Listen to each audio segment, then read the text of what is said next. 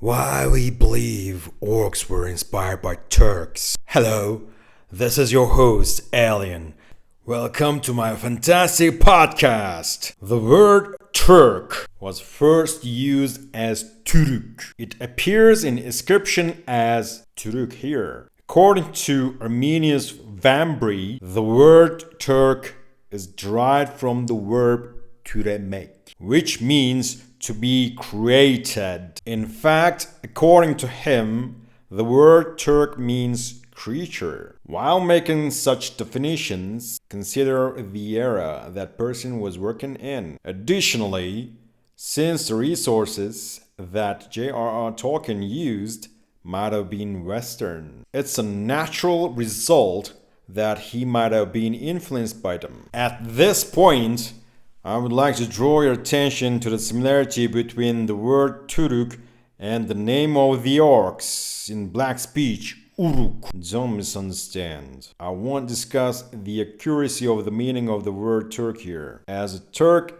etymology from the Turkic sources, such as Uyghurs, suggests that the word Turk carries meanings of authority, strength, and power. This meaning is a more acceptable description than the Western resources. However, the accuracy or inaccuracy of these meanings are not the topic right now. According to French Turkologist Louis Bazin, the word Turk comes from Türk or Türük, which means existential, having taken shape. The similarity between the word Turk and the word Uruk is striking. Here, we might think it could purely be coincidental. However, Uruk is also used in Turkish, Old Turkish. Uruk means family or tribe lineage, and Ottomans had those nomadic Turkic tribe warriors called Yuruk. Let's back to how Uruk-hai were created by Saruman. Hai means folk or community of people. Uruk-hai is a hybrid of Uruks and men. Before going further, remember that Tolkien served in the British Army during World War I. Nowadays, definitions and expressions that could be defined as racism were normalized back then, like the analysis of people according to races. Let's read what was written on one ring, created by Sauron. 𝐱𝐼 durbatulûk, 𝐱𝐼 gimbatul, 𝐱𝐼 thrakatulûk, burzum-ishi krimpatul. These inscriptions are referred to as Orhun in Turkish and Orkhon or Orkhun in English. Did you know something? Orkhun. Not a coincidence, right? So let's see if it will sound familiar to you. BİRTÜKGeRÜ sakınmatu, Türk bodun ÖLÜReYİN, Uruk sıratayın tirermiş, yukadu berbarır ermiş, üze Türk TeÄNRİSİ, Türk Uruk YİRİ. I must point out one thing here. The Orcs may use black speech, but they also have their own unique language. Black speech was created by Sauron and was to be used within the borders of Mordor. If you remember, Mordor, a vast valley surrounded by mountains like a fortress, with only a massive steel gate as an entrance. In Turkish mythology, in Ergenekon epic, as well as in the creation epic of Göktürks, who carved the Orkhon inscriptions mentioned before, one day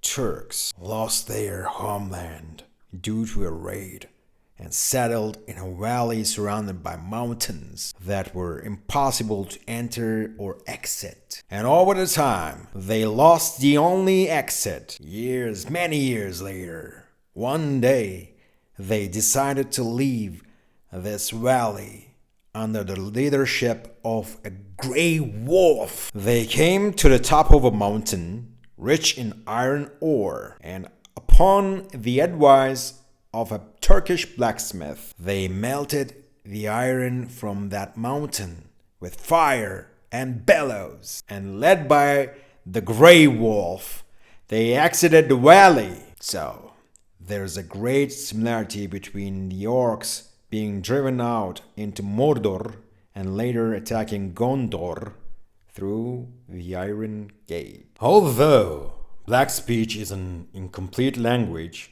with only a very small number of words, its structure is completely different. Tolkien created it as an agglutinative language. Agglutinative languages are those in which the roots of words remain unchanged, and different words can be formed by adding affixes to the ends or beginnings of those roots. So, in the clearly exemplary work, The Lord of the Rings, what language might have been used as a model for the agglutinative language of Black speech that is currently spoken by many people among Hungarian, Japanese, Korean, Finnish, and Turkish. Tolkien also took inspiration from Finnish for his Elvish language. Korean, Japanese, and Hungarian seem far off phonetically. Among these, Turkish is the closest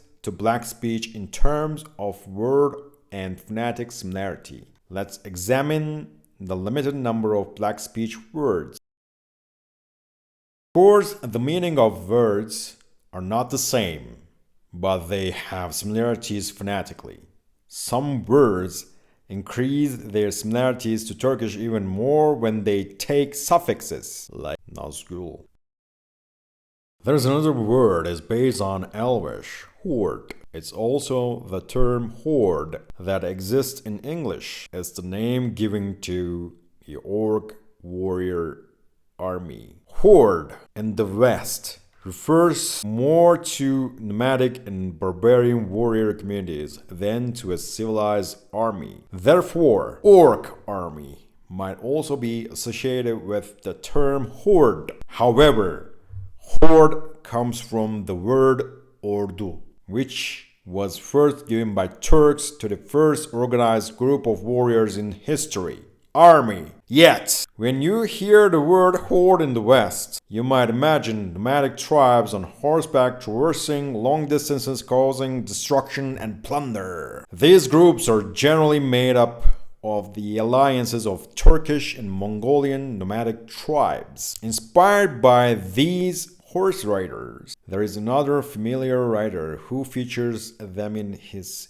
story, George R. Martin, the author of Game of Thrones. In an interview, Martin stated that he created the Dothraki warriors who instill fear in Westeros, inspired by Turkish and Mongolian tribes that made thousands of kilometers of conquests from east to west on horseback. It's clear that Martin was also influenced by Tolkien, The Lord of the Rings. However, Martin has seriously criticized J.R.R. Tolkien's approach of absolute good and evil at the end of the story. Let's note this in between. Tolkien called Minas Ithil a Byzantine city. That empire's capital was Constantinople, that was conquered by Turks. In the second age of Rings world, the Numerian king Elendil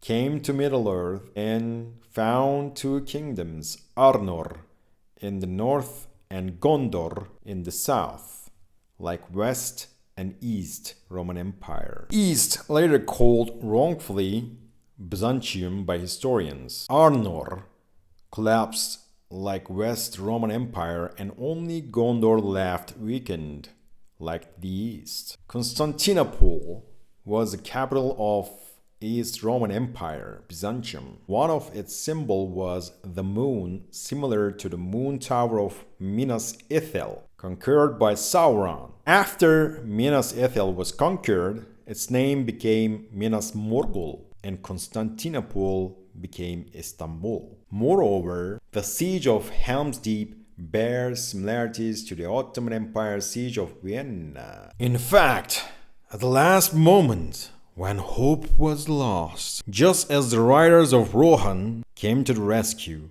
The winged hussars of Polish King Jan Sobieski played a significant role in the defeat of Ottomans. This real siege has great similarities to the siege of Gondor and Rohan. If you're a Turkish fan of Lord of the Rings, please don't be offended. I'm Turkish also.